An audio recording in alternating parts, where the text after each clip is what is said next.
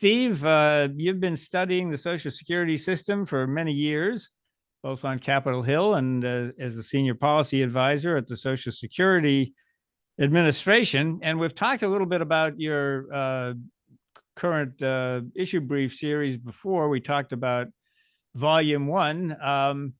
Volume 2 picks up in around 1972, where some of the initial assumptions, I guess, were sort of coming to an end, a golden era, I guess, of easy money for Social Security was coming to an end with demographic changes. And you trace that, what some of those issues were in issue brief number 2, and then in number 3 pick up with the so-called Greenspan Commission reforms in '83. But why don't you tell us about the 72 issues? Yeah, so, as folks may recall, from basically the end of World War II until about 1972, there was a phenomenal period of both demographic and economic growth. You had the baby boomers that were born from roughly 1946 to 1964. So you had a huge increase in the population. And then by the same token, because of, different economic forces, both the fact that the European economies were destroyed after World War II, the US had tremendous economic growth. And so you had very high wage growth, very high population growth. And those factors contributed to sort of a golden era where, the Social Security program was growing, but I should say the Social Security payroll taxes and wages were growing. One thing that folks may not recall is prior to 1972, there were no automatic cost of living adjustments. There were no automatic benefit increases.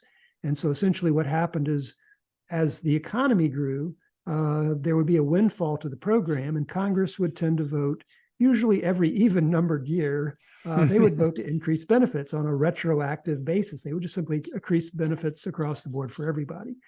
But around 1972, inflation had sort of started to rear its head.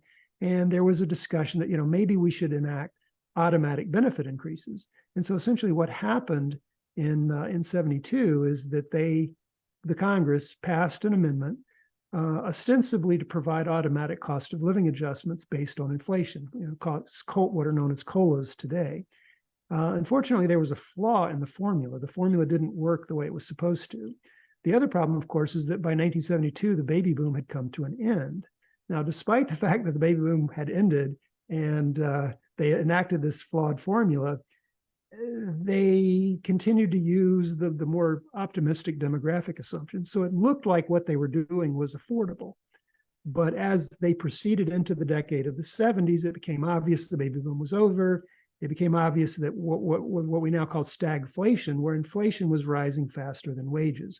So the program was going into deficits.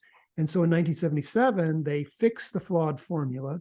They enacted a higher payroll tax increase to take effect in 1990 of 12.4%, which is the current rate.